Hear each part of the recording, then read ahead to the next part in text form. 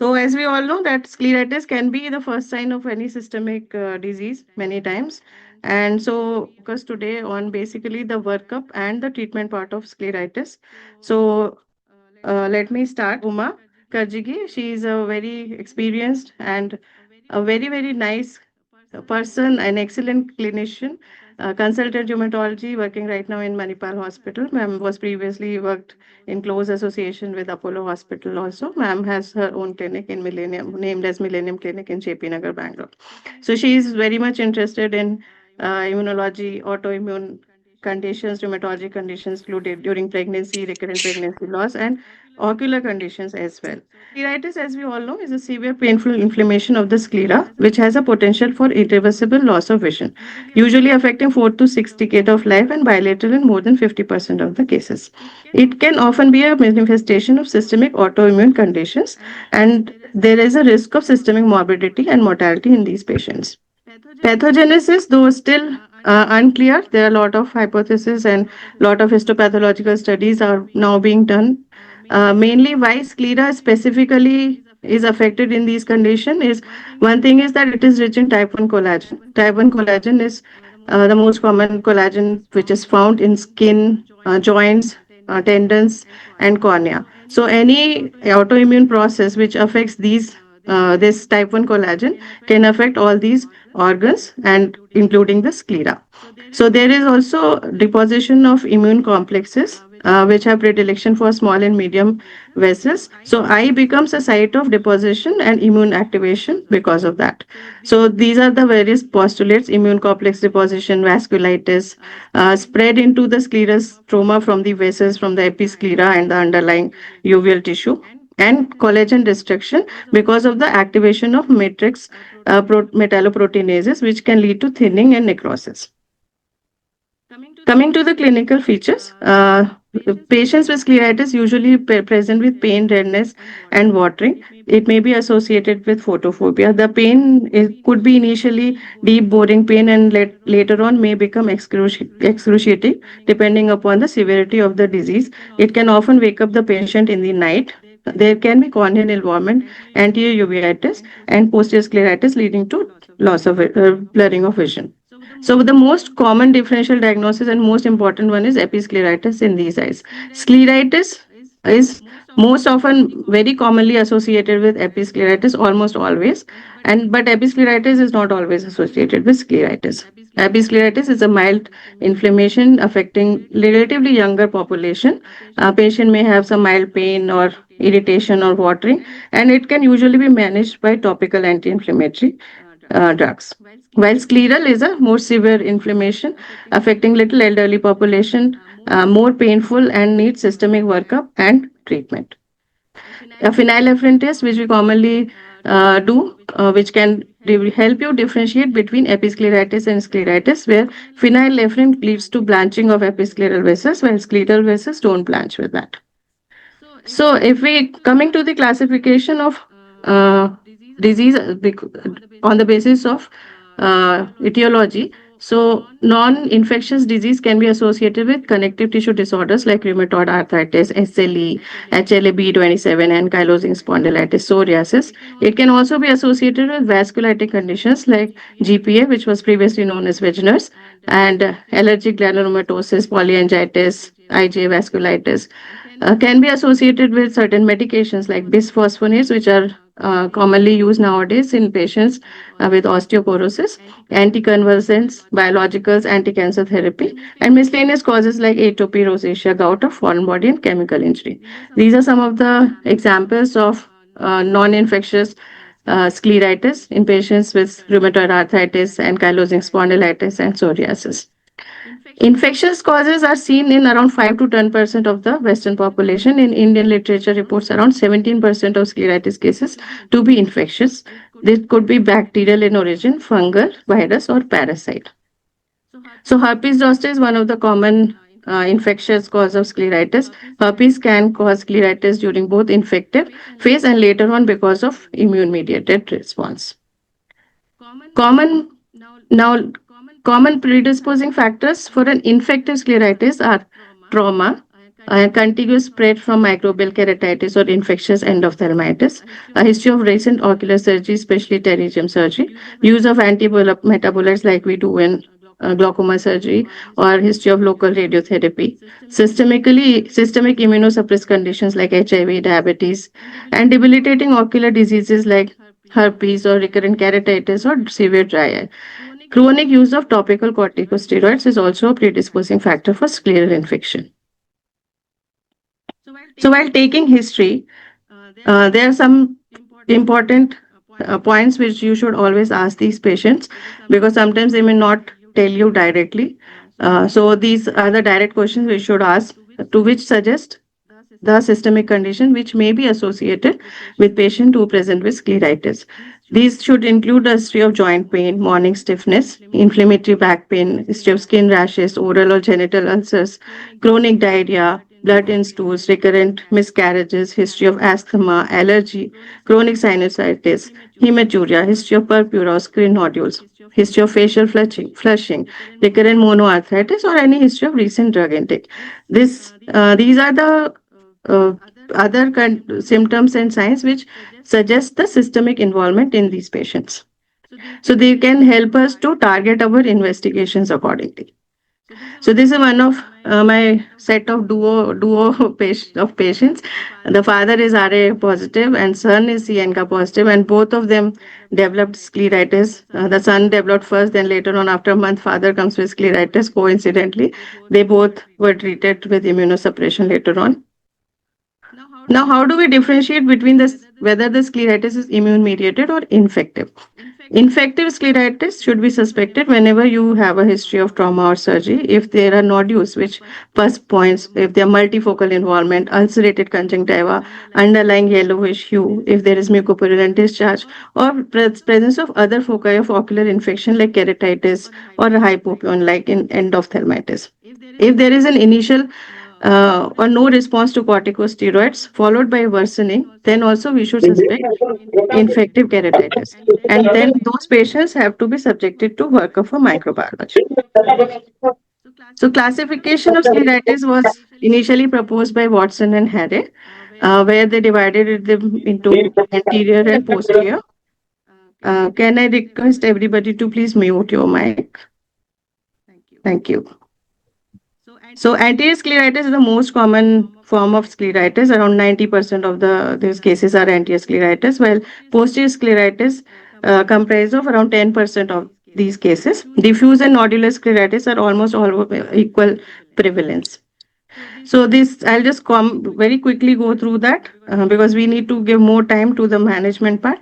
So diffuse and nodular anterior scleritis are most common varieties of scleritis which we see in our day-to-day practice. Diffuse scleritis is diffuse congestion and edema of the sclera. It can start with sectoral. There is almost 30% of the time they are associated with uveitis. Recurrences are also very common in diffuse scleritis. Nodular scleritis present as discrete nodules, which could be single or multiple. They can be in variable in shapes and size. 25% of these patients have bilateral involvement, and there may be sequential involvement also. The nodule location or size does not typically indicate a specific etiology. Then there are necrotizing scleritis, which is one type is associated with inflammation and one is without inflammation. Both are very severe form of destructive form of scleritis. The difference being that necrotizing scleritis with inflammation, patients have a lot of pain, congestion, there's scleral necrosis and active inflammation is there. While in necrotizing scleritis without inflammation or scleromalacia perforans, the eye is usually white and there is scleral thinning, painless, and they are little elderly patients when they present, and they need to be aggressively evaluated and treated as well because of the risk of globe perforation. So posterior scleritis is seen in around 10% of these scleritis as a posterior scleritis. It is basically inflammation of the sclera which is posterior to the ora. Clinically, sometimes it may be difficult to pick up early. Symptoms may be very subtle. So patients may have pain and decreased vision, headache, redness minimal or absent may be there. So initially when you see on slit lamp, you may not see any congestion, but always try to retract the lids and see in deeper with in the torch light or in the natural light to look for any congestion. They may have complications like vascular occlusion and secondary glaucoma, so they need to be evaluated and treated properly. So when we see posterior segment in these eyes, we may see serous detachments, choroidal and retinal folds, optic disc edema. There could be appearance of subretinal mass, choroidal effusion, RP changes. Even RP rips have been reported in these eyes. Macular edema, which is mostly secondary to disc edema. Myositis can occur because of insertion of muscles on the sclera and can lead to extreme pain or pain on eye movement in these eyes. They can also develop proptosis. So the B scan is the diagnostic, the most useful diagnostic test in posterior scleritis. We find increased posterior scleral thickness, also subtenos fluid leading to T sign on B scan is one of the classic signs which is seen in posterior scleritis, though not pathognomic, but it is very important and it helps us in the confirmation of the diagnosis of posterior scleritis. Exudative retinal detachments can be picked up, scleral nodules and annular choroidal detachments can be picked up on B scan. So anytime when we have any suspicion of posterior scleritis, always do a B scan to rule out a T sign. FFA can be done, and which shows usually pinpoint leaks with late pooling of the dye. There could be disc leakage and vascular staining. OCT is a very important tool, not only in the diagnosis but also in following up the patient for the response of the therapy. So there we can see neurosensory detachment, choroidal thickening and folds, RP undulations, macular edema. This photograph is showing a patient who was diagnosed with syphilitic posterior scleritis. She was treated with penicillin, and this is the post-treatment OCT. So during the follow-up, it helps us to titrate and schedule the dosage accordingly. So whenever we see a posterior scleritis, always have a suspicion of a masquerade syndrome, especially in elderly patients. Certain malignant conditions like lymphoma, metastatic carcinoma, choroidal melanoma, even non-malignant disorders like exudative detachment, CSR, can masquerade as posterior scleritis sometimes. This is an example of one patient who came with exudative detachment in both the eyes. We can show the T sign, but later on the patient had turned out to be a metastatic renal cell carcinoma, which had metastasized to the eye, and patient was treated with immunotherapy. So coming to the diagnostic test, so basically this is the investigation panel which we should do in these patients to rule out any autoimmune disorder. So CBC, ESR, CRP, rheumatoid factor, anti-CCP antibodies, ANA, NCA, VDRL and TPHA to rule out syphilis, Montu or IGRA for tuberculosis, chest X-ray or HRCT. We'll be discussing about all these autoimmune markers with Dr. Uma later on. So few, I will just go through them. So RA factor versus anti-CCP, that is one common doubt, whether should we do RA factor. RA factor, though it is the cheapest modality to screen RA, it is still having a moderate sensitivity and low specificity as compared to anti-CCP antibodies. RA factor can have false positive many times. So in those cases, whenever you have high suspicion of RA, it is better to do an anti-CCP antibodies because of the more specificity of this marker. Coming to ANA screening, so ANA, whether to do a screening or a profile. So first of all, ANA screening is done to see whether an autoimmune connective tissue disease is likely in this patient or not. So always start with the ANA screening. Then later on, we go for ANA profile if we find the ANA screening as positive. So ANA screening basically detects anti-nuclear antibodies, and the report comes as ANA positive or negative with the titers and the pattern of staining, which is suggestive of certain diseases like SLE, systemic sclerosis. Now, ANA, once if we ANA screening is positive, the next step is ANA profile testing, which identifies specific antibodies against these nuclear antigens. Now, vasculitis marker, which is commonly done, is C-ANCA or PR3-ANCA and P-ANCA or MPO-ANCA. Patients who are positive with ANCA, they are associated with more risk of developing severe scleritis with corneal involvement and visual impairment, and they most likely will require immunosuppressive therapy. In cases of suspected infective etiology, when you have a history of post surgery or post trauma, there is scleral abscess, necrosis, or purulent discharge, or they are not responding or poorly responding to steroids, then we need to work them up for infective scleritis. A microbiological diagnostic test is the gold standard, done by scleral scraping initially. And if you don't get a result, then biopsy is also done sometimes. So we need to send the samples, smears for gram stain, KOH, and ZN, and culture and sensitivity for the targeted antimicrobial therapy. Always rule out systemic immune diseases in these patients. Sometimes scraping may have to be repeated if the initial tests are negative.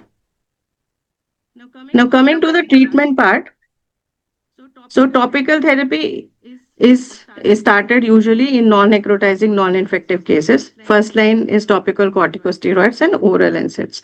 Topical steroids, which are commonly used, are prednisolone, dexamethasone, or loteprednisolone. Always monitor for IOP rise and cataract development in these patients, and avoid topical steroids and infectious scleritis.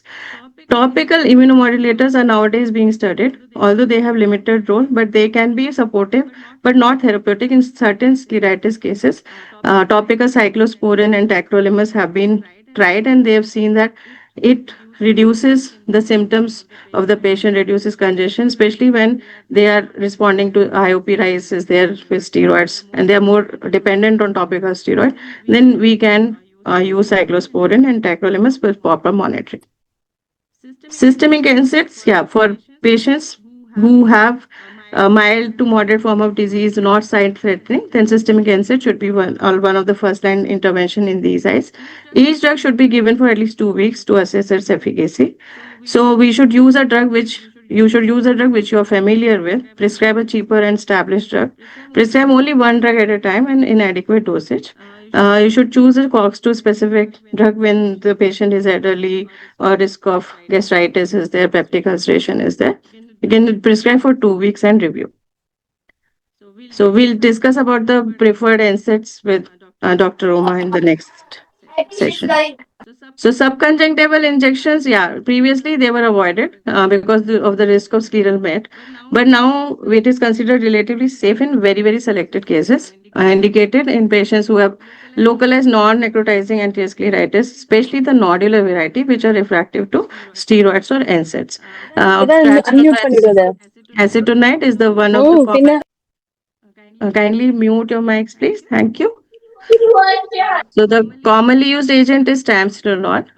Benefit is that it causes rapid relief and reduction of inflammation and may reduce the risk of systemic need for systemic therapy. But it is contraindicated in necrotizing scleritis and infectious scleritis. Always rule out an infectious scleritis if you are trying subconjunctival infection injections. Now, coming to corticosteroids. So, corticosteroids or systemic corticosteroids, I would say, are indicated when NSAIDs are not helping or they are contraindicated, when the disease is severe with significant symptoms, when there is persistent recurrent inflammation or sight threatening disease, and in cases of posterior scleritis. Mainstay therapies.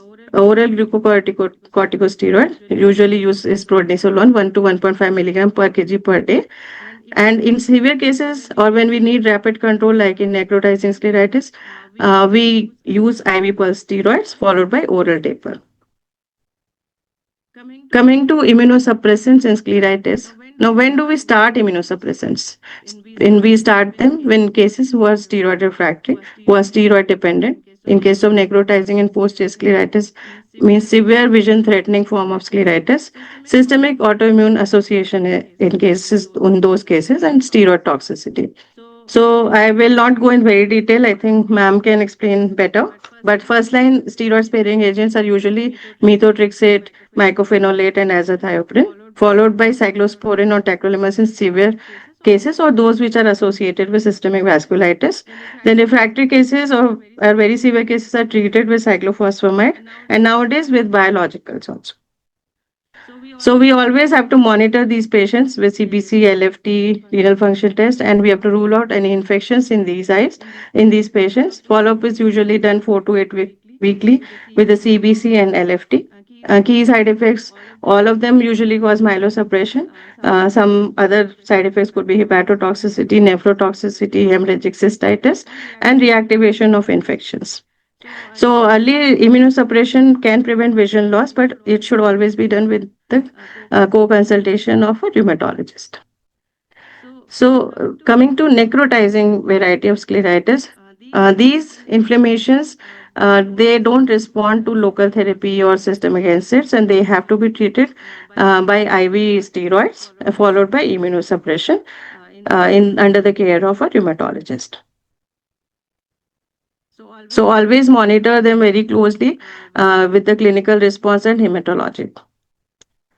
Coming to infectious scleritis, yeah, empirically, if you are suspecting infectious scleritis, before you get any culture reports, you can start them on broad spectrum fortified antimicrobials, which cover both gram positive and gram negative organisms. Initial drug of choice could be oral and topical ciprofloxacin, and it can be later modified based on the culture and sensitivity.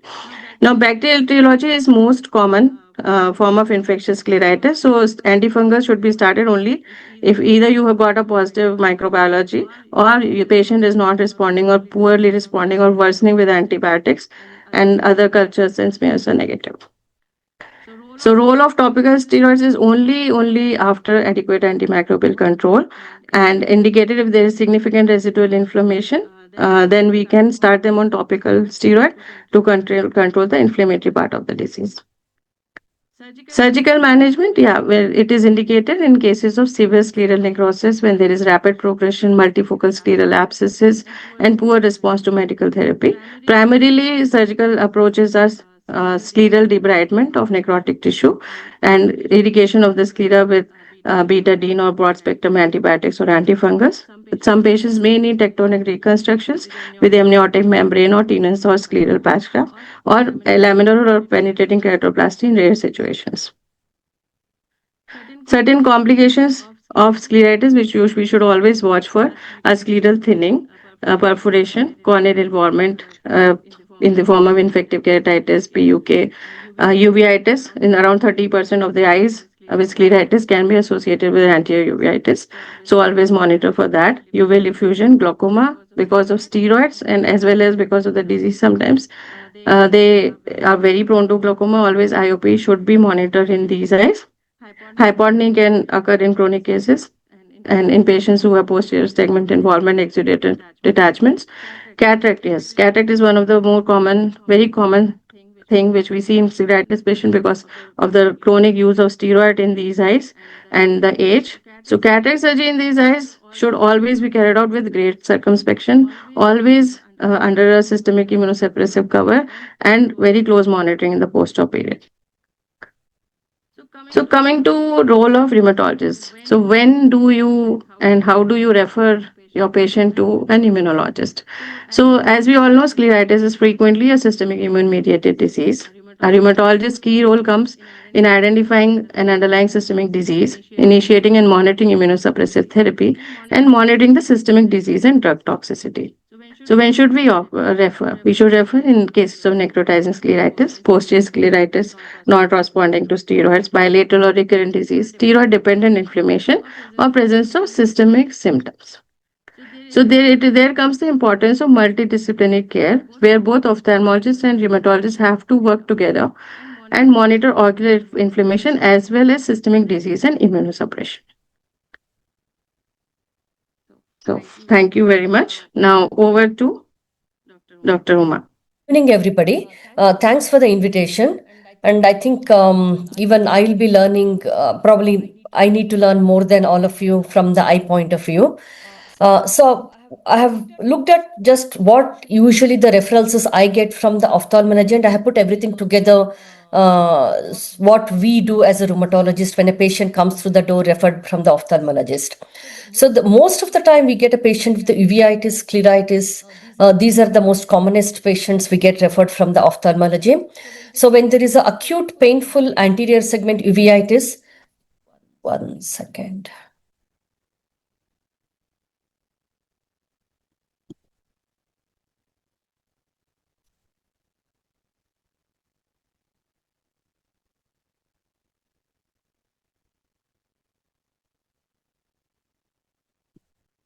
Sorry, I'm trying to take off this sidebar so that I can see my slides better.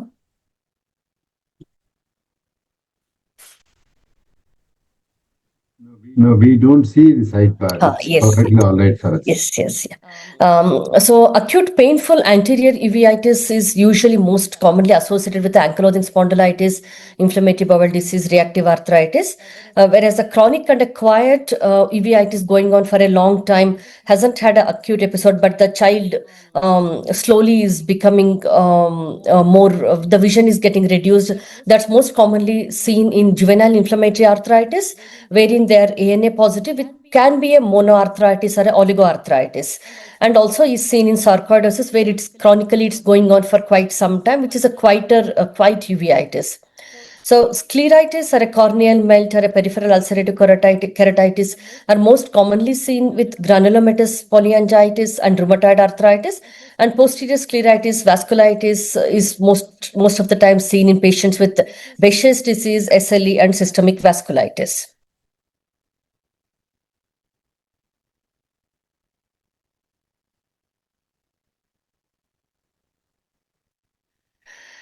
So what do we, so when a patient with uveitis comes to the clinic, what all we look at? So uveitis is, then we have got a set of questions which we go through with the patients. So ankylosing spondylitis is the most common disease associated with uveitis. So you ask for an inflammatory lower back pain which improves with exercises. These patients typically complain of a buttock pain, alternative buttock pain. Sometimes it can be right, sometimes it can be a left buttock pain, which radiates down to the posterior part of the thigh, and more the worse at night, and in the morning they struggle to get out of the bed in the morning, and once they start walking, maybe in another 15-20 minutes, once they freshen up, they feel much better, and the rest of the day they will be completely fine, and again when they go back to the sleep at night, they start having this pain. So this is a lower back pain which is worse at night and in the morning, and they struggle to get out of the bed. They are completely stiff in the morning, lasting for more than 30 minutes. Mechanical back pain patients also can have a stiffness in the back, but however, it lasts for less than 30 minutes. So pain worst at night, as I mentioned, and these patients can also have a asymmetrical peripheral joint involvement. So they may have a one knee pain with the swelling. Sometimes they might have had one hip pain presenting as a groin pain, difficulty in walking, or an ankle pain, or just a one toe pain. So this is these patients have an asymmetrical peripheral joint involvement, whereas a rheumatoid arthritis patient has a symmetrical joint involvement. There may be a family history, or there may be a history of a psoriasis in past or in the family, and they may have a psoriatic nail disease as well. So psoriasis may not be much obvious, and patient may not be forthcoming with a history of a psoriasis. So you need to look for a hairline, whether there is any scaly patches in the hairline behind the ear, umbilical area, or in the flexural area as well, around the umbilicus. Any features of inflammatory bowel disease. So you need to ask for a history of a recurrent loose stools associated with blood, or sometimes recurrent episodes of abdominal pain associated with the loose stools. So these all history are very specific for spondyloarthropathy, ankylosing spondylitis. With these patients, uveitis can be more common.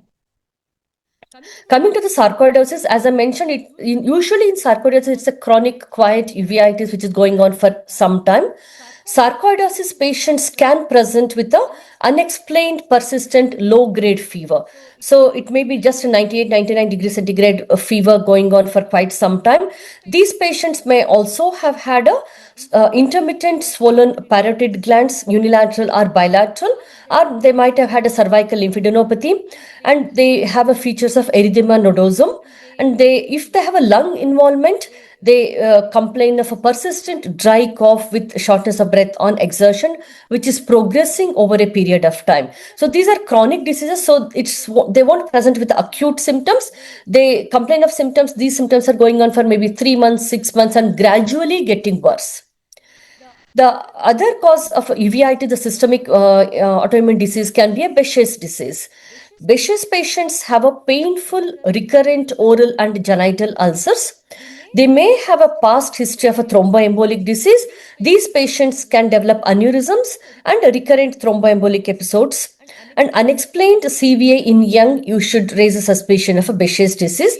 If the patient comes to you with uveitis and they had some form of a CVA in a young patient without any history of a diabetes or a hypertension or a dyslipidemia, then unexplained CVA with uveitis, Behçet's can be one of the differential diagnoses.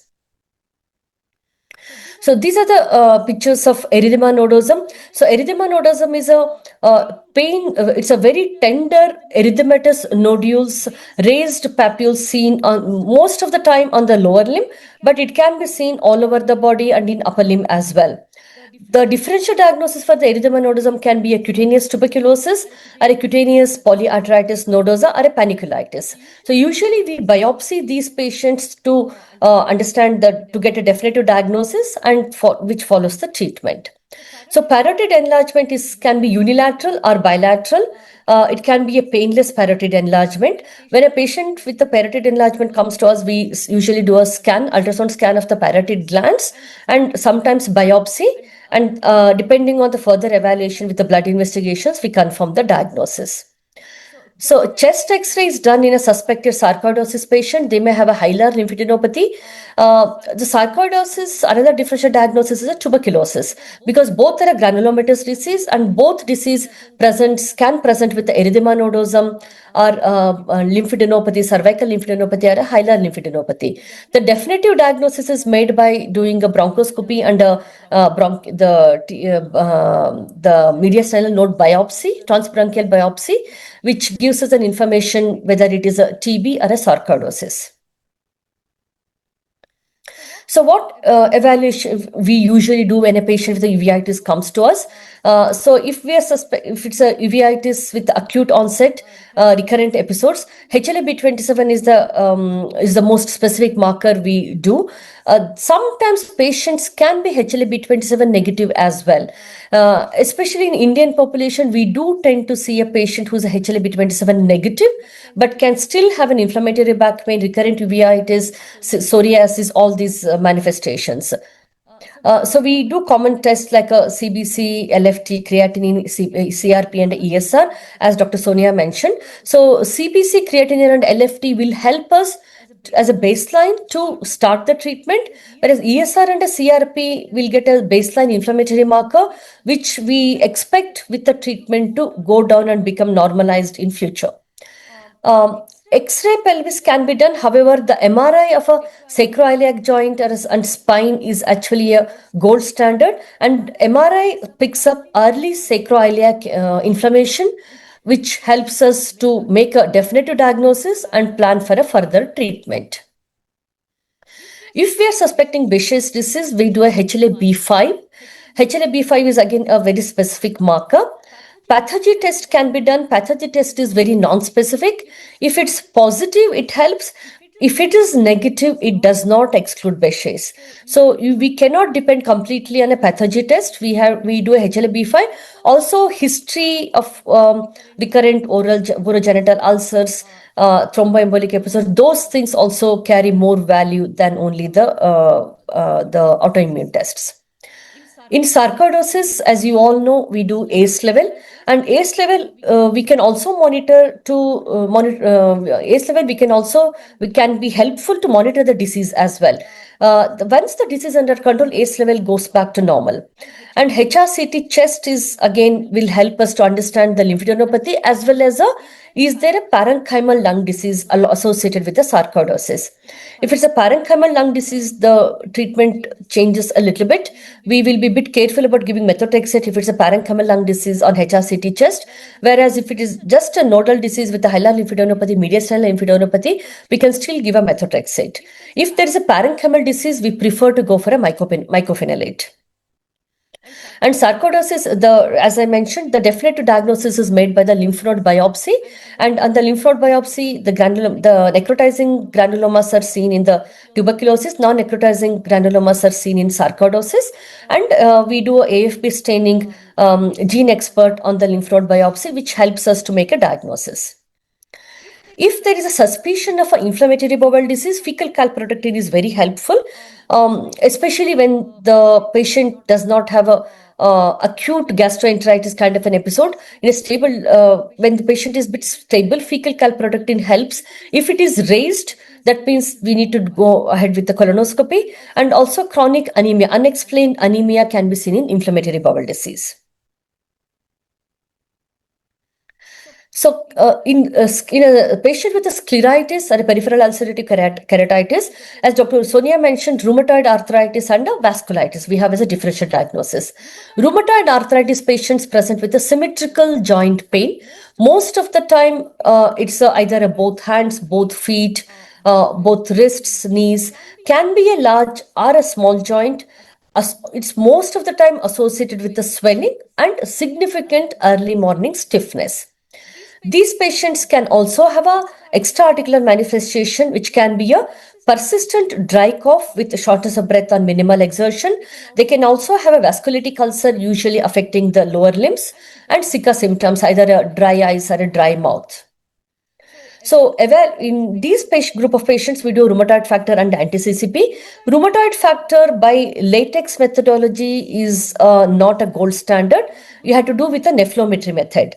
So, rheumatoid factor with a nephelometry is more specific. Anti-CCP is again a very specific marker. In an elderly population, rheumatoid factor can be positive without any evidence of rheumatoid arthritis.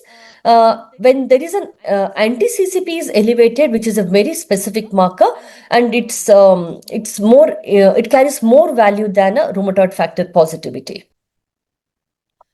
Also, in a patient who's been a smoker, these parameters can be positive. So we had to take a further history to make a diagnosis. So, in ANCA-associated vasculitis, there can be a recurrent episodes of epistaxis, persistent cough with or without hemoptysis, shortness of breath and exertion. They can have a hearing loss, mononeuritis multiplex, like one tingling and a numbness in one limb or one nerve distribution. They can have a arthralgia. These patients may not have an arthritis, which is like a synovitis may not be there, but they give a typical inflammatory joint pain, like pain in the joints, which is worse in the morning, worse at night, without much of a synovitis. Persistent unexplained fever, saddle nose deformity, the flattening of the nasal bridge, vasculitic rash or ulcers in the lower limb, chronic sinusitis. These patients can complain of a chronic headache. So, while evaluating a suspected ANCA-associated vasculitis, rather than doing a ANCA by immunofluorescence, it's better to do a PR3 and a MPO ANCA by ELISA methodology. These are more specific, and we don't miss any patients by this. If you do an ANCA by immunofluorescence and if it comes negative, and if you don't go ahead and do an ELISA ANCA, then we may miss patients with vasculitis. So always keep in mind to do a PR3 and MPO ANCA by ELISA. And this is very specific, and also the ANCA value also goes down with the treatment. So if ANCA levels are still high, then we do not taper down the treatment. So while let's say patient is clinically stable, we do the ANCA again, PR3 and either it's a PR3 or an MPO ANCA. We do it and see the titer. Then if it is negative, then only we decide on tapering the treatment. And as you already know that we do not stop the treatment straight away. We start reducing the dosage very, very slowly over a period of few months. And urine routine is again a very, very important, very informative test. It's a very simple test. Random urine sample will be given, and we look for any protein leakage, proteinuria in the urine, and also RBCs and casts. If there is a proteinuria present, RBCs are present, and casts are present, that means there is a renal involvement, in which case we have to be aggressive with our treatment, and patient may need a renal biopsy as well. HRCT chest will be helpful to understand whether there is a parenchymal lung disease or is there a nodular disease. And again, in ANCA-associated vascular, there can be multiple nodules in both the lungs, which keeps coming and going. In SLE, we do anti-nuclear antibody by immunofluorescence. Again, do not do ELISA. ANA by ELISA is not helpful at all. So always go for an anti-nuclear antibody by immunofluorescence, and followed by which you can do an ANA profile. ESR, urine routine, and C3, C4 helps to understand whether there is a understand the disease activity. Sjogren's, again, ANA by immunofluorescence, you do ANA profile. If ANA by immunofluorescence is negative and ANA profile is negative, you can always consider to do a SSA by ELISA, which helps in Sjogren's disease. If you have a strong suspicion of a Sjogren's, and if ANA by IF is negative, ANA profile is negative, always go for an anti-SSA by ELISA, which is more specific. Again, ESR gives activity of the disease. Serum electrolytes in these group of patients suspected Sjogren's with the dry eyes is helpful to because they can have a renal tubular acidosis where there will be an electrolyte imbalance. Creatinine can be high. CBC can show bicytopenia or pancytopenia, and urine routine shows proteinuria. So again, Dr. Sonia covered a little bit about when to give DMARDs or biologics. So recurrent episodes of inflammatory eye disease and patients is not tolerating steroids, developing side effects with the steroids, or uncontrolled diabetes, developing glaucoma, then that's the time we need to consider giving DMARDs. And associated systemic symptoms. Let's say these patients have joint inflammation, lung inflammation, they have a purpuric skin rashes. So to address the systemic symptoms, we have to decide on the DMARDs. And the choice of DMARDs also depends on what is the which organ is a priority at that point of a time. And we try to go for a DMARD which helps with, let's say, if there is a uveitis and a one joint disease, let's knee inflammation, then methotrexate is better. So we try to go for a drug which helps with both the elements of the disease. Exclude any active infection before you start on a DMARDs. So methotrexate is usually the first line drug. Mycophenolate mofetil we can consider if there is a parenchymal lung disease.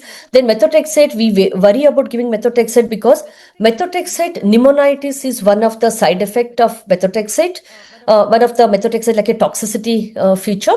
So if there is a parenchymal lung disease and most of the lung tissue is already involved with a very bad pulmonary function test, then rather than giving methotrexate, going for a mycophenolate is helpful. Mycophenolate helps in controlling the parenchymal lung disease as well as with the eye disease.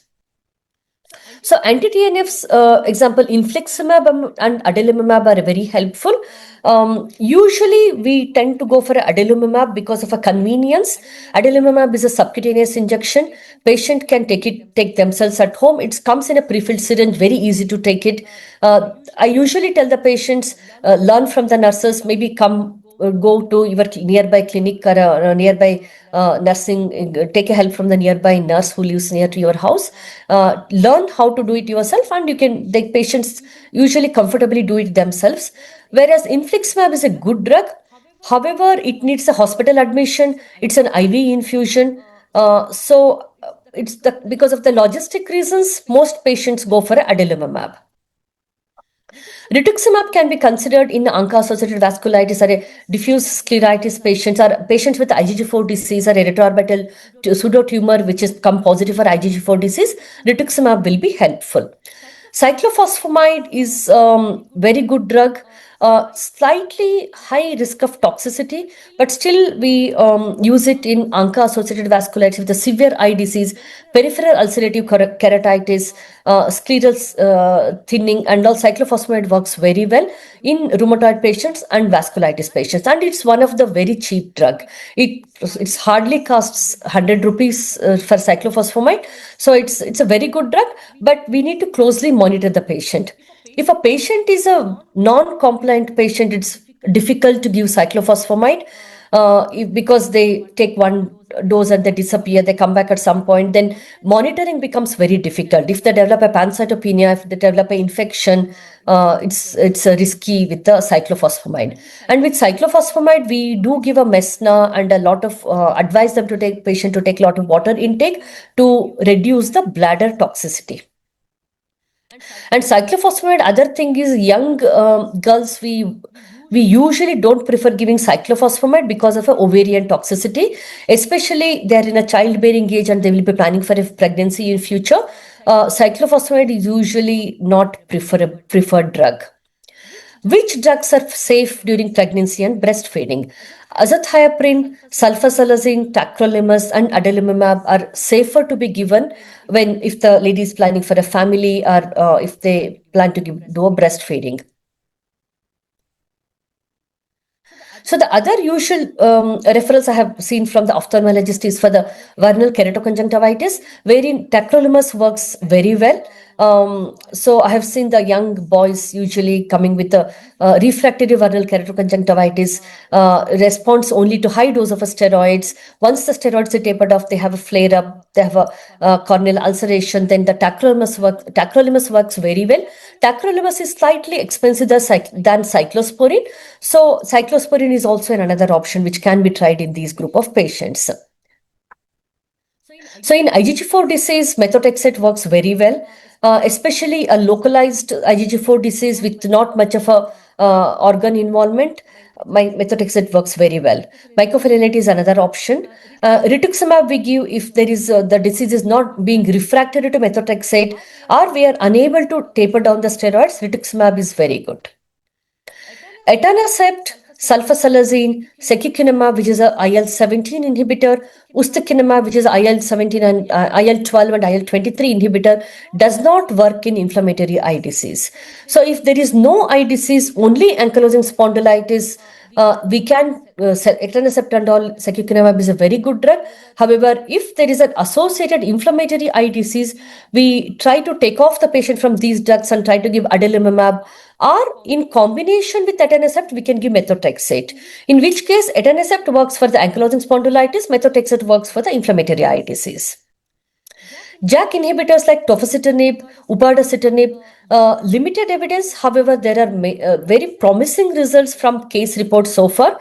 So JAK inhibitors, lately we have been using very commonly in ankylosing spondylitis patients. It's very economical, very cheaper because generics are available now. In India, especially where the anti-TNFs are still slightly more expensive, JAK inhibitors are a boom for all of us, the rheumatologists, and it's working very well. The group of patients where we worry about using JAK inhibitors is a patient with a history of a cardiovascular disease, patient who is overweight, history of a thromboembolic disease, then there is a relative contraindication. So we should avoid in those group of patients using JAK inhibitors. And what precautions do we usually take? Before starting patients on a biologic drugs like adalimumab, it's a standard practice and a standard recommendation to screen them for a HIV, anti-HCV and HPSAG. If we are planning for a rituximab, we also do a hepatitis B core antibody total. And also do a TB ferron or a MON2 and a chest X-ray.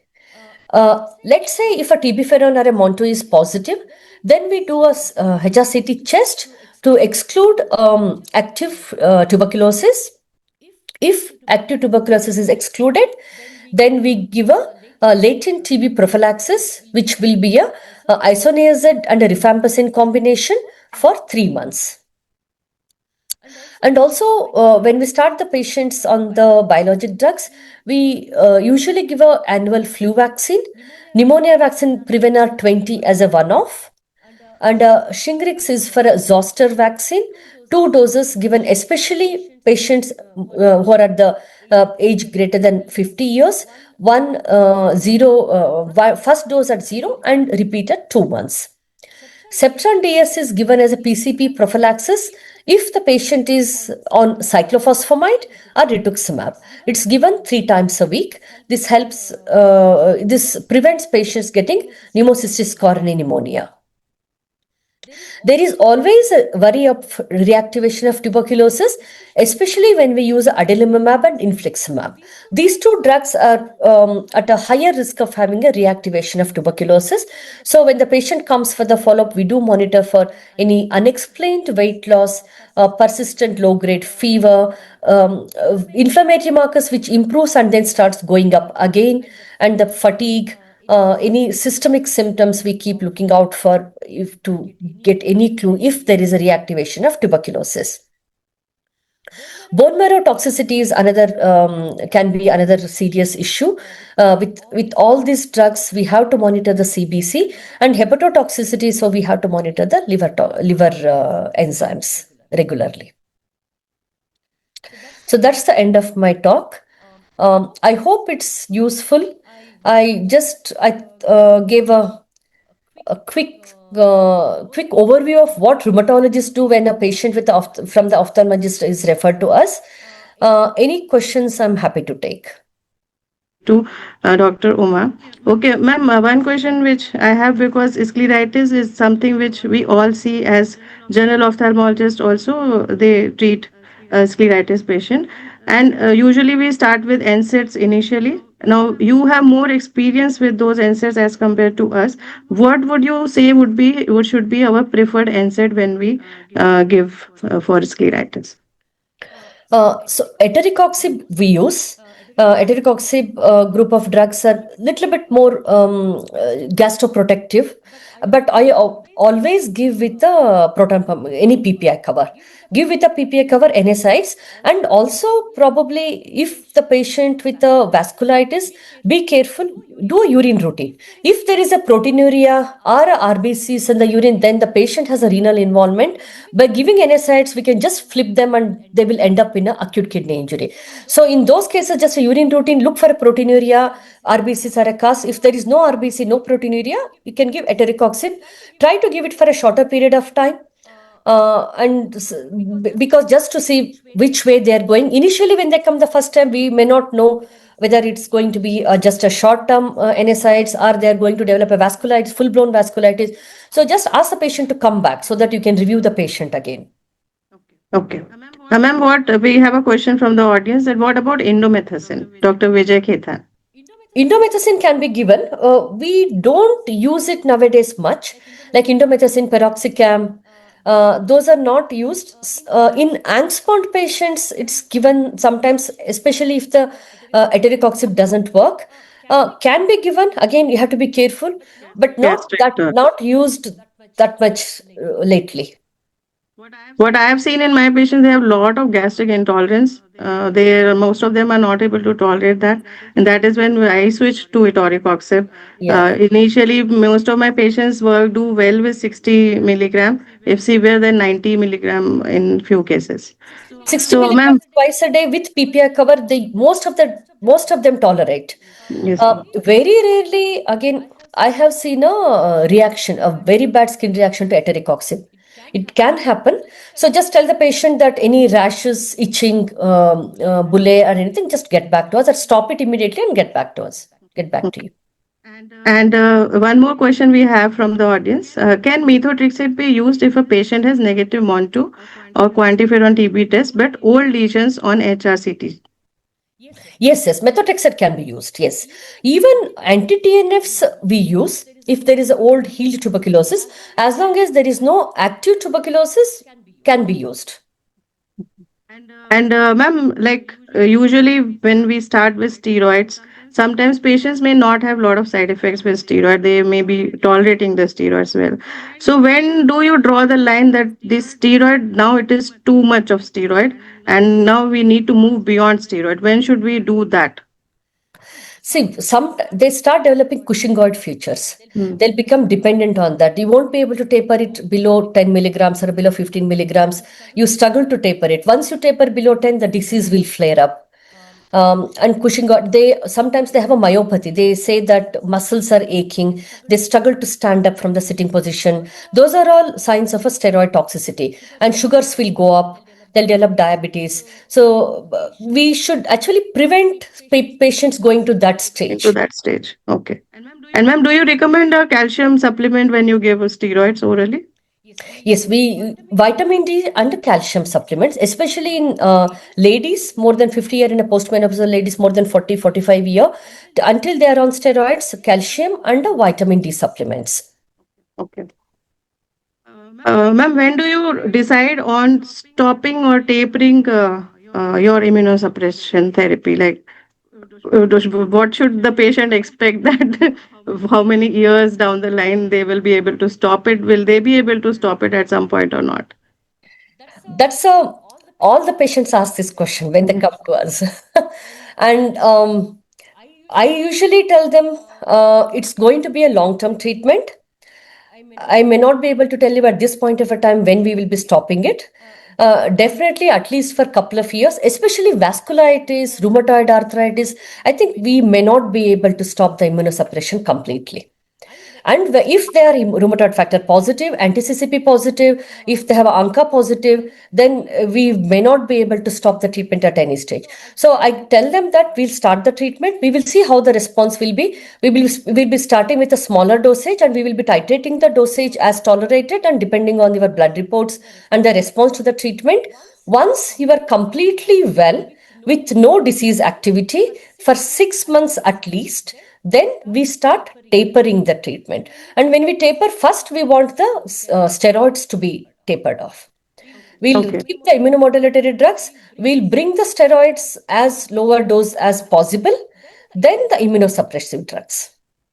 Okay. And at the same time, as I mentioned, we monitor ANCA levels. Rheumatoid levels, there is no point in monitoring, but ANCA levels does help us. If the ANCA is negative, then the disease is under remission, then you start tapering very slowly. So if the patient is on methotrexate 25 milligrams, take it down to just 20 milligrams and make sure that I usually ask the ophthalmologist that how the eye disease as well. So if once the ophthalmologist says that eye disease is under remission and the patient is not on any steroid eye drops or not on oral steroids, then start tapering the immunomodulatory drugs. At least they have to be off the steroid for 3 to 6 months, steroid eye drops. Okay. Eye drops. So topicals and like any form of steroid should be off and they should be stable. Then we can maybe consider uh, tapering and stopping it gradually. But we have to always sensitize them to the fact that there may be a recurrence in some Yes, patients.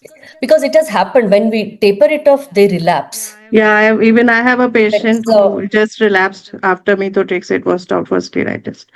Ma'am, we have one more question by Dr. Vijay Ketan. Can ophthalmologists start immunosuppression? See, monitoring, very close monitoring is needed. When they develop a toxicity, it can be very difficult to manage. You should be geared up to manage a toxicity. If they go into bone marrow suppression, they went into pancytopenia. Severe pancytopenia will need a ICU admission in isolation, barrier nursing, because we don't want them to get infection, and we had to give a GCSF the injections to improve the bone marrow to help with the bone marrow toxicity, and we had to trigger the cells to develop start growing again in bone marrow.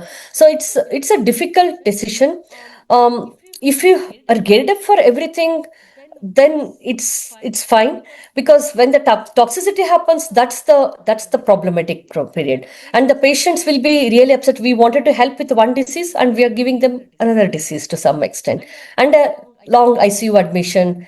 They have to come out of that, and then they will be scared to take any immunomodulatory drugs. Then Yeah. we had to counsel them that this can happen. That's why we are monitoring. So I think if we have a setup, if we have a backup of a physician, a good physician backup, sometimes we will need a hematology backup as well. So if you have a good backup, you can consider starting it, but monitor very closely. Be careful about the toxicities. Okay. I'll just take 1 minute from you, ma'am. We have Dr. Minija with us who has joined. Dr. Minija is from Shankara Eye Hospital. Ma'am, can you unmute your mic, please? Yeah, thank you, Dr. Sonia. Yeah. Welcome, ma'am, and such an honor to have you with us for our small session. No, no, no. It's quite Ma'am, small session. since you are here, we won't leave you like that without asking a question. So I'll ask one question to you. Now we know that scleritis, we do a lot of workup, and yeah, practically speaking, they are very expensive tests, and many patients may not be able to afford them. So, are there any situations where you will not do the whole set of tests for a patient with scleritis? Mild cases do can we observe, or what are the minimum amount of tests, number of tests which you will do in any scleritis patient? Yeah, I think as you had already mentioned, I think initial stages, yes, we don't do all the tests. As you said, I think important thing is I think we are not the right person to advise for an autoimmunological workup, because I think the rheumatologists are a better person, because it's not what test you're advising. I know we just tried HLA-P27. Mhm. how you do, which method you do, which we as an ophthalmologist are not familiar with. So I would suggest, if it is a mild case, a basic infective workup, and just look at the primary inflammatory markers and see how it is. If they're responding, yes, we will just treat with topical steroids. And yes, I think you had mentioned about cyclosporin. Yes, I've started giving cyclosporin. If I'm seeing two or three recurrences, start with the steroids. It's like an immunomodulation. So I've found some of them doing very well. So that is, I don't have a big number of patients to look back at the data. So I've just seen that the recurrence have reduced when I'm using cyclosporin in these patients. And if it is very severe, if it's occurring in at least 4 times a year, I think that is a red flag sign for us to send to a rheumatologist. And yes, I don't advise the workup myself. I usually write a letter, please do the autoimmune workup, because as Dr. Uma was telling, I think every test is, because everything is so costly. We do all the tests and we send back to them, and then again, they may not feel what we have done, the way the test has been advised is not right. So I think as an ophthalmologist, for all of us who are listening to this, it's so easy to write HLA-B27 and ANA. I've seen many of them come back with the reports, which is not the, I think the rheumatologists are better person to do. And so somebody was asking, even in immunosuppressants, I think we are not the person to treat those patients with those drugs, which are, it's very good, very sensitive, but it can lead up into problem, as Dr. Mao was saying. I think some of us cannot really monitor the disease because already we are dealing with all this. We cannot deal that also. So the referrals, as I said, scleritis, that's what I do usually. Okay. Ma'am, what concentration of cycloimmune do you use? I don't use a higher dose. 2% I don't use. I think in corneal graft, I think they use it the higher dose. So I just use a 0.05. I don't have as I told you, I don't have many patients. Few of them have responded well. So I need to collect data and see what's happening. Ma'am, do you have any experience with the subconjunctival steroid? No, no, no. It's a big no from my side. Yeah. Because I think writers, I mean, you should be very careful whenever we give you not even a subconjunctival, even a subtenon steroid injection. You should be very careful. It's very easy to give, but it can lead up to a lot of issues. So we should be very careful. It's an easy way. We think that, okay, we are treating locally, but when there is a systemic involvement and you're treating locally, it doesn't help in any way. So it's a big no from my side. Yeah. Thank you so much, ma'am. My next question is to Dr. Uma. Ma'am, that whenever we refer a patient to a rheumatologist, it is going to be a long journey for them and us. So one question is that what all do you expect from an ophthalmologist when they are referring a patient to you, maybe the first time or during follow-ups also? What information do you want to know from an ophthalmologist? Second question is, how do you counsel, what counseling do you do for these patients when you start them on immunotherapy? So I expect from the ophthalmologist the most useful thing is the diagnosis, the eye disease, whether is it uveitis or scleritis, peripheral ulcerative keratitis. So depending on that, the immunomodulatory drugs also change and the investigation also changes. If it's a peripheral ulcerative keratitis, more aggressive we go with. And also the uveitis, HLA-B27 patients, whether it's a scleritis, then rheumatoid. And so the investigations, treatment, everything depends on that. And during follow-up, how the eye disease is. Is it active? Is it under remission? That helps a lot. Most of you just give me a small thing saying that it's a remission of steroid drop. That helps a lot to me. Then I can also tell the patient that, okay, what we are doing is right. We are in the right direction. This drug is working, and you are stable. So that helps. So other question was, how do I counsel? Counseling, yes, ma'am. Especially in a childbearing female, it comes a question of whether they're planning for a family. That one thing I always tell, methotrexate is contraindicated when they're planning for a family, and they cannot breastfeed when they take a methotrexate. That I document as well every time when I see the patient, that avoid pregnancy. If they're planning for a family, we have to go for an alternative drugs. I usually tell them until the disease goes under remission, not to plan for a family. It becomes very difficult when the patient is pregnant and there is an active disease. We really struggle to balance the everything, the mother's health, baby's health, and the disease is also active. So I tell them it's a long-term disease. We will need a monitoring. Disease monitoring has to happen, and a blood test, regular blood test, is very important because there can be a toxicity. Happens very rarely, but we have to monitor these blood tests regularly. Initially, first time the blood test number of blood tests will be slightly more, but then follow-up blood tests are less. CBC, SGPT, SGOT, which is very minimal blood test we do, and they come back with the reports. Most of them do follow religiously. And if they once the disease is in a remission, I tell them, if you want to plan for a family when the disease is in a remission, let us know. We monitor we change the drugs which is on which you can get pregnant, but it needs to be continued because we don't want a flare up to happen during pregnancy. So counseling is very important, explaining to them and tell them that monitoring follow-up is very, very important, because very rarely these drugs can have side effects. So come back, we look at your disease, side effects, and we change your dosage accordingly. When we have a question from Dr. Pranesh Kulkarni, how mycophenolate scores over other drugs? Mycophenolate in lung disease, in a parenchymal lung disease where there is a lot of ground glass opacities, the lung is involved, the parenchyma is involved, not just the lymph node. In those cases, mycophenolate helps, because mycophenolate helps with the interstitial lung disease, and also it can help with the eye disease as well. We do not give mycophenolate as a first line drug if only there is a eye disease. We usually choose a methotrexate. If patient develops a liver toxicity, liver enzymes go up, transaminitis, then we go for a mycophenolate. So for a eye inflammation with the lung, if we want to target both, then mycophenolate. Otherwise, methotrexate is still a first preferred drug. Ma'am, there's another question. Mycophenolate, the other thing is a side effect profile is better. It's more safer. Bone marrow toxicity is very, very less, mycophenolate. Mycophenolate is very expensive also.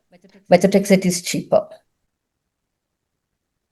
And one more question we have from Dr. Shivapriya. During the talk, you had told about the drug of choice for lung disease with sarcoidosis and for without lung disease. So can you just explain once about that?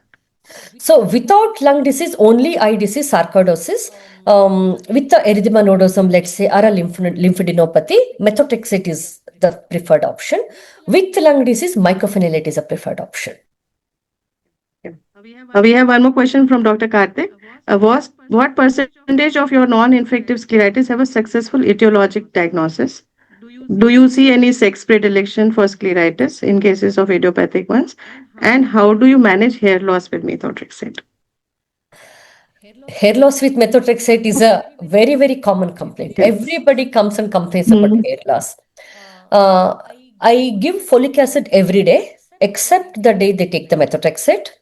And also some other supplements. Make sure their hemoglobin is fine. They are not iron deficient.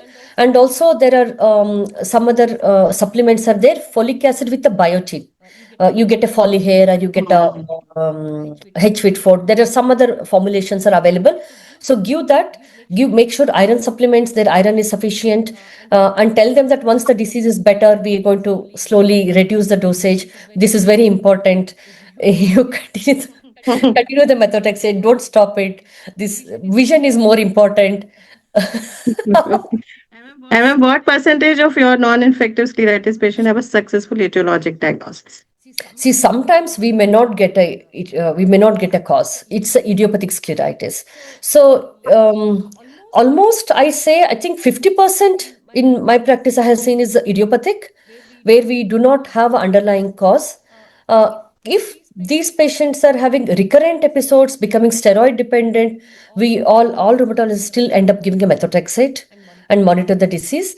If no etiology is found, then I feel that we have a better chance of reducing immunomodulatory drugs in future. Whereas if they have a etiology like a vasculitis, probably I don't think we will be able to take them off the immunomodulatory drugs. And most of the time, I have seen female more than a male. I'm not sure if it's same with the ophthalmologist. I have seen more female. Yes, female more than the male. So, Dr. Nidhi is asking that women also complain of amenorrhea when they are on immunomodulated therapy. What do you suggest for same? So, cyclophosphamide causes ovarian toxicity. They'll go into complete amenorrheic phase. So, That's why if a lady is planning for a family in a childbearing age group, then may try to avoid cyclophosphamide. Not always possible because it's one of the best drug. In which case we give a low dose cyclophosphamide. There are some regimes which give a 500 milligram cyclophosphamide every 2 weeks, which is a low dose regime where the ovarian toxicity is less. They will, if ovarian toxicity happens, they'll have amenorrhea. And if the disease is severe, if they have a systemic disease, if they're very unwell, they can go into amenorrhea. In those cases, once the drug is off, once the disease comes under control, their periods will come back, their cycle will come back. So reassure them. If they're in a bottle, they're like a 40, 45 years old, then they may end up going into a menopausal. But in a younger age group, it comes back once their disease goes into remission. So reassuring them helps. And Dr. Karthik is asking, in case of idiopathic scleritis, is there a role of running the immune workup after 6 months or a year?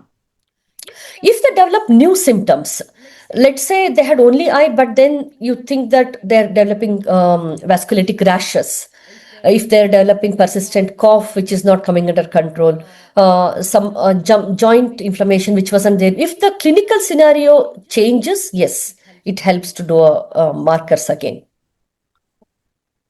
So, any other questions anybody has to ask? Because we are running, I think, ma'am, we have taken a lot of time off, ma'am, but it is so nice to, we don't get to ask them directly. These small doubts which we have Yes. in our mind, and we don't know whom to ask. And when we get somebody like you, so we all come up with so many questions. No, Dr. anytime Sonia, you all are free to just call me. Just pick up a phone and call me if there are any small doubts or anything you all want to ask. Anytime you can call me. Yes, Dr. yeah, Karthik. my question to Dr. Sonia and Dr. Minija. I mean, we see so many patterns of scleritis. So, do you have an association between the pattern of scleritis versus the probable uh, etiologic entity? Like if you see a nodular scleritis versus a diffuse with keratitis versus a posterior scleritis. Now, is there a likely, like for uveitis, we have patterns, where we is there a similar thing for scleritis? Minija, ma'am, Yeah, would you I like to think, answer? Yes, ma'am. as you said, if it is a nodular scleritis with corneal involvement, I think it's more of severe. Then there is always a systemic association. But a diffuse scleritis, I think the systemic association is very less. And I think when the recurrence are less. But when there is a nodular scleritis with corneal involvement, yeah, definitely there is a systemic. And I'm sure we will get something positive in the workup also. Do you specifically ask for certain tests and certain patterns of scleritis, ma'am, or it is usually all the tests that are done? Like if a posterior scleritis comes versus a scleritis with the PUK comes in. I mean, is there a different investigative protocol in each one of them? What I've seen is posterior scleritis. Usually, I've not seen any of the systemic autoimmune disease involvement. It's very rare. So what I've seen in the posterior scleritis, usually they respond very well with the local steroids like your DEXA implant, things like that. So in posterior scleritis, I mean, I had few cases. I've not done an extensive workup, but and other anterior scleritis, yes, I do the autoimmune workup. And as I said, if PUK, yeah, the cornea department also gets in, and then definitely your GPA, I mean, the granulomatous polyangiitis, the vagina, I mean, those kind of things come into picture. The corneal, I think they're more severe disease whenever there is a corneal involvement, and I think there more intense treatment is needed. But diffuse anterior scleritis, I've not seen much. And as you said, most of the investigation comes negative most of the times. As you had already asked a question, like, do you do an autoimmune workup again?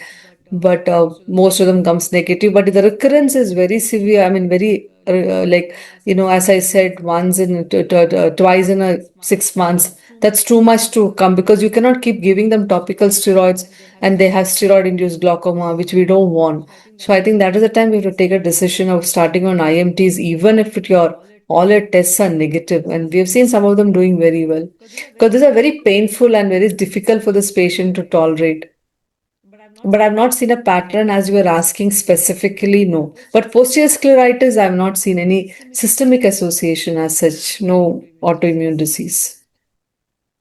And when most of the time, if they are associated with PUK and necrosis, then they are many times associated with systemic vasculitis or severe form of rheumatoid arthritis, especially in elderly patients.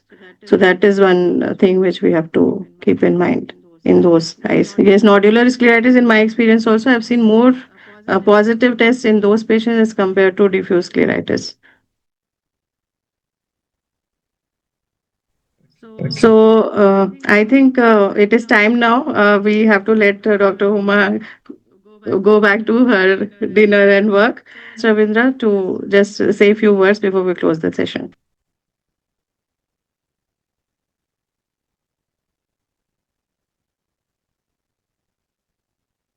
Yeah, it's a very well conducted program, Dr. Sonia. Congratulations to you and for the efforts you have put in to give the entire scleritis in, say, 35 minutes time. That's, revision of this, years of experience and years of knowledge. And thanks, Dr. Uma, for giving a brilliant exposure to the secrets of eye scleritis management from your point of view. Thanks to Dr. Minija also for joining in and giving her expert opinions. And we're very happy that so many doctors interacted. All the participants, I would appreciate, my sincere thanks to them for joining us within a short time. And thank you so much, and good night to Thank you. everyone. And we'll meet again. Thank Thank you. you. Thank you so much. Bye. Thank you, Dr. Uma ma'am. It was really fun actually to interact with you. Thank you so much for taking out the time. Thank Thanks you. for the invitation. It's very Thank good. you, ma'am. Thanks. Thank you. Bye.